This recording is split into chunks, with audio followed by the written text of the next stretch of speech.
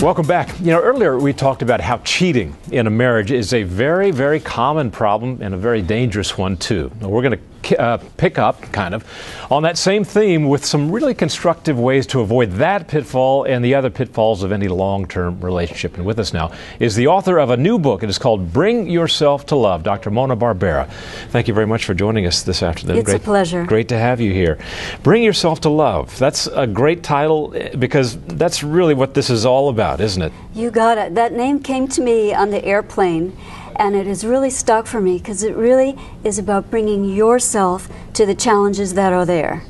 And they're going to be challenges. I have a friend who wrote a great song called More Love, and he's lamenting a difficult stage in his marriage, and he realizes as he's going off by himself that the answer to this problem is to open himself up to the fear and the vulnerability that we all feel by expressing more love for his spouse. Is that a good little anecdote? He's got it to the T. Because those challenges I find in myself and in the people that I work with require us to go underneath the blame and the shame to see what's wobbly or vulnerable there. Because that's what makes us want to blame and shame. And of course we know when the blame turns on, the brain turns off. So it's not going to help us in recession times. It's not going to help us any time we need to work together.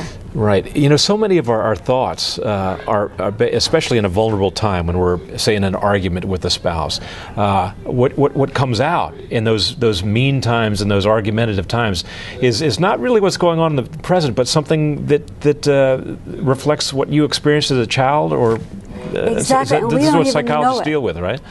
You got it. We don't even know it. It's the blame and the distancing and the punishing and the lecturing, the arguing, the contempt, they come out so fast that we don't even know that a split second before that we felt unworthy, or for a guy maybe incompetent, especially with the economy, that's a big deal, or disrespected or unheard or not seen as a human being. We don't even know it because so fast the protectors come out. The blame, shame. And we don't even know that the reason that's there is to push away that wobbly feeling inside. Mm-hmm. And by that wobbly feeling, what do you mean? Are you talking about the vulnerability which I mentioned earlier? Exactly. Some residue. See, I don't believe it's all what our parents did, but we're all here to become better people.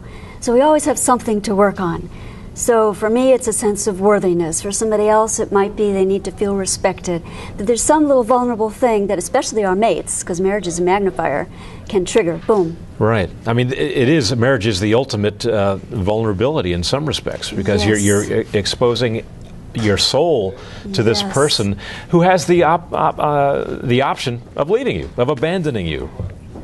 You couldn't have sent it better, because there it is. Abandonment is right there. Judgment is right there, because they know you so well. The judgment is going to hurt so much more than if somebody at work or a friend judges you. Mm-hmm.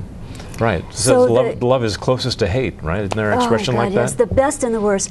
And that's why I like to say to people, you're going to be hurt in the marriage. It's just part of the territory. No matter how careful you and your mate are to speak carefully, there's going to be hurt. Try to give better back than you feel like you're getting. Ah, okay. Kind of hard. So don't argue back? Keep your cool? Is that what you're saying? If you can stop that in the moment, that's the Holy Grail. If you can stop it after, that's pretty good. If you can apologize 2 hours later, that's great. But yes, stop those whenever you can. You feel this bad stuff coming to you all of a sudden. Mm-hmm. I'm not being heard. I'm not being respected. She's not seeing me as a competent woman. He's whatever it is. Mm-hmm. I'm getting this bad stuff. It's so tempting then just to lash out back. Turn that on a dime and give better back than you feel like you're getting.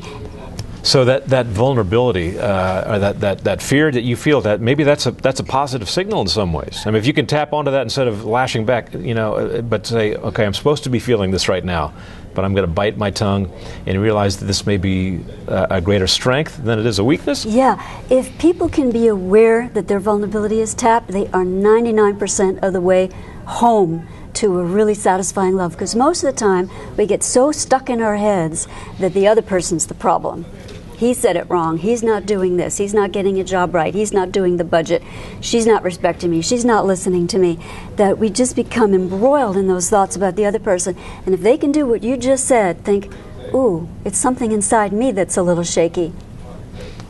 That's great. But easier said than done, because I find that oftentimes couples will go back and relive the argument that they had last week, that really bad argument, and say, all right, next time I'm going to do that differently. But the issue that comes up next time is not the one that you replayed in your head. It's an entirely new circumstance. Right. So at that moment that pang of fear hits you, it's really hard to think rationally at that moment. It's very so hard. how do you tap into a kind of a rational thinking or a calm thinking? Give better back, I think, has been a good mantra for me and for a lot of people I've worked with. Okay, I'm not feeling heard, I'm not feeling treated well. Ooh, why don't I give better back? It helps me turn on a dime in that crunchy, intense moment. Helps me change my thoughts to what about me, to what about you? You're not connecting with me? Hey, I'm going to connect with you. Now, is there a way that if couples read your book, can they learn how to tap into that giving better back? Yes, and that's why I have 11 exercises to start from the very beginning, where you're only thinking about what the other one is doing wrong. That's so clear for people. People come into my office all the time. It's him, it's her. And then all the way through to being able to give better back so you feel better, so you don't have that residue of anger in you. I see. All right, and what do you hear from couples who have read your book? Oh, I got some great stories. Can I tell you a real quick one? Sure, please do. We got about a minute left. So. Okay, so this woman was driving with her husband. He's taking his eyes off the road. She's getting angry. She usually gets angry. Instead, she goes inside and says, "What is this about me?" She remembers, oh, okay, in childhood, my parents didn't watch me enough. I almost drowned. My brother abused me. Okay, this is about me. And she's inside. Before she's even out, her husband, for the first time ever, says to her, "What am I doing that's bothering you? Can I change?" All because she didn't get angry at him. So the whole dynamic changed. Without her even saying a thing. On both, just because of one little response there. Guys love it when we don't get angry at them. As far as I can tell, they love it. Women love it too. Well, this is great. Thank you. I'm going to pick up your book. Oh, I'm so glad. I'm going to encourage everybody I know to do the same thing. I'm so glad. Dr. Mona Barbera, author of Bring Yourself to Love. It can help any couple out there. Thank you so much for joining us today. It's a pleasure. Thank you.